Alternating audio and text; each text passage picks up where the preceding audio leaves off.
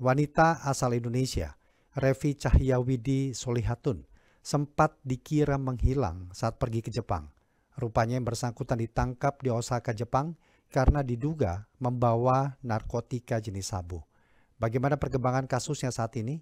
Kami akan berbincang bersama dengan pelaksana fungsi protokol dan konsuler di Konsulat Jenderal RI Osaka, Jepang, Muhammad Maki Nahari.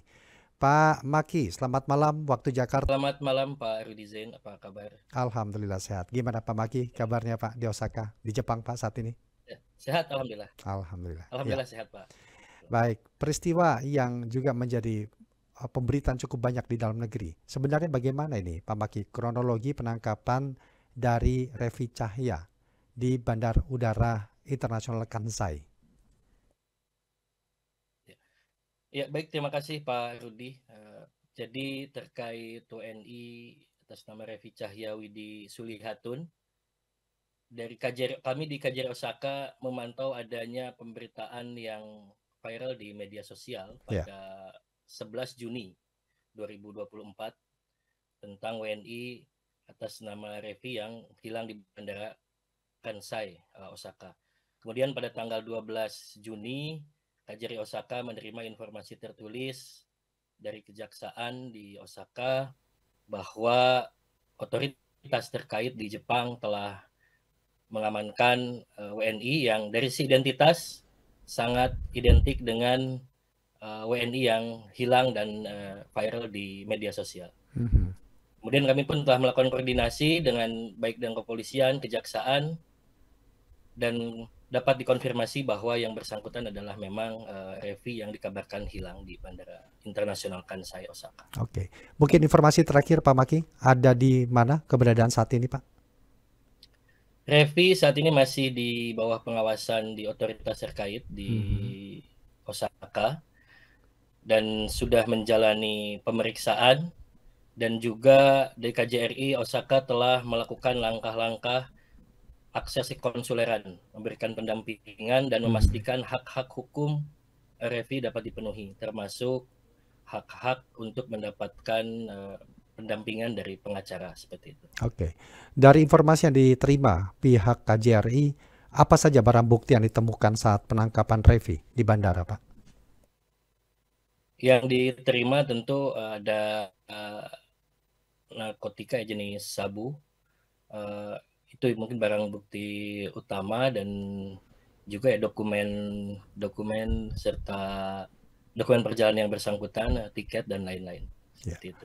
Sampai dengan saat ini apakah selain pendampingan sudah adakah komunikasi langsung pihak KJRI dengan yang bersangkutan dengan Revi ini, Pak?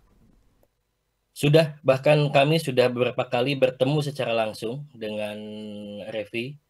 Terakhir beberapa hari yang lalu kami juga bertemu dengan Revi, dan alhamdulillah yang bersangkutan dalam kondisi sehat dan sudah kondisinya jauh lebih baik ya, sangat sehat, dan dia sangat kooperatif mengikuti semua proses yang dilakukan oleh otoritas terkait. Ya, selain itu dengan kasus yang menimpanya, dari mana barang itu, apakah itu juga disampaikan untuk pemakaian sendiri atau memang ada pihak lain, apakah itu juga disampaikan kepada pihak KJRI, Pak Maki? Tentu itu disampaikan juga kepada kami, termasuk juga dari pengacara menyampaikan hal yang sama, namun memang ini terkait substansi penyidikan yang berlangsung, dan juga untuk menjaga yang bersangkutan mungkin nanti akan disampaikan oleh otoritas yang lebih berwenang, Pak Rudi, di Indonesia. Kalau bagaimana penanganan terhadap kasus-kasus seperti ini, Pak? Kasus terkait obat terlarang bukan yang pertama yang ditangani oleh KJRI Osaka. Sebelumnya juga ada, dan memang hukumannya adalah tahanan, hukuman penjara dan denda ya, dari kasus yang pernah ya, dan sedang kami tangani di kasus yang lain, tidak sampai ke hukuman mati. Jadi di kurungan dan denda. Ya, kalau mungkin beberapa kasus yang ditangani, proses hukumnya atau ancaman hukumnya sampai seperti mana ini, Pak? Berapa lamakah ancaman hukuman penjaranya yang berlaku di sana? Kami belum bisa menjawab ya, tidak bisa berandai-andai, Pak Rudi. Itu nanti tergantung proses yang berlangsung di kepolisian dan juga status kasus dari Revi sendiri. Gitu. Apakah nanti akan dilimpahkan ke pengadilan atau tidak. Jadi kami semua saat ini masih menunggu perkembangan proses hukum yang sedang berlangsung. Yeah. Dan kami secara intens juga berkomunikasi baik dengan otoritas terkait, dengan pengacara, dan dengan Revi sendiri. Oke, termasuk dengan keluarga mungkin Pak untuk komunikasi? Tentu. Kami sudah berkomunikasi, bahkan hari kemarin kami pun masih berkomunikasi dengan orang tua saudara Revi di Indonesia. Yeah. Kami alhamdulillah sudah komunikasi sejak beberapa hari sejak ada informasi ini sudah terhubung dengan Revi, dengan orang tua Revi, Mak. Ya, baik. Pak, dari kasus-kasus sebelumnya apakah ada pada langkah proses hukum ekstradisi, terutama bagi WNI yang terjerat dengan kasus serupa ini, Pak? Kalau dari kasus yang sebelumnya tidak, Pak ya. Jadi ada juga WNI yang mengalami kasus serupa dan itu dilaksanakan penegakan hukum oleh otoritas Jepang. Jadi langsung di sini, di Jepang sendiri dilakukan hukuman. Oke, kalau reaksi masyarakat Indonesia sendiri di Jepang dengan adanya kasus ini bagaimana nih Pak Maki? Sejauh ini memang yang ramai di media sosial ya Pak Rudi. Kalau di Jepang tentu ini juga menjadi perhatian. Namun sejauh ini masyarakat ya, kita menghimbau lah masyarakat juga untuk senantiasa waspada, Pak. Kalau dari sisi reaksi ya tentu ini menjadi perhatian masyarakat Indonesia yang ada di Jepang. Oke. Baik, terakhir pendampingan, komunikasi, dan masih menunggu proses yang sedang berlangsung sesuai dengan proses hukum di Jepang. Pihak KJRI memastikan untuk hak-hak Revi tetap terlindungi, Pak. Ini apa saja nih, Pak, yang mungkin bisa disampaikan juga malam hari ini?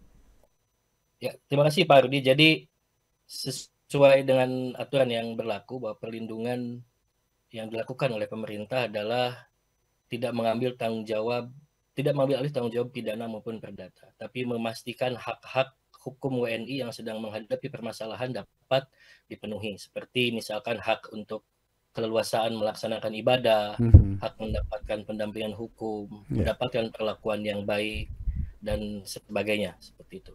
Baik. Pak Maki, terima kasih banyak. Kami harap yang terbaik tentunya dan tetap menghormati proses hukum yang berlaku di Jepang. Terima kasih, Pak Maki. Sama-sama Pak Rudi, terima kasih. Sehat selalu Pak, selamat malam. Selamat malam. Demikian tadi kami telah berbincang bersama dengan pelaksana fungsi protokol dan konsuler di Konsulat Jenderal RI Osaka, Jepang, Muhammad Maki Nahari, terkait dengan penanganan kasus warga negara Indonesia yang ditangkap di Osaka karena narkotika.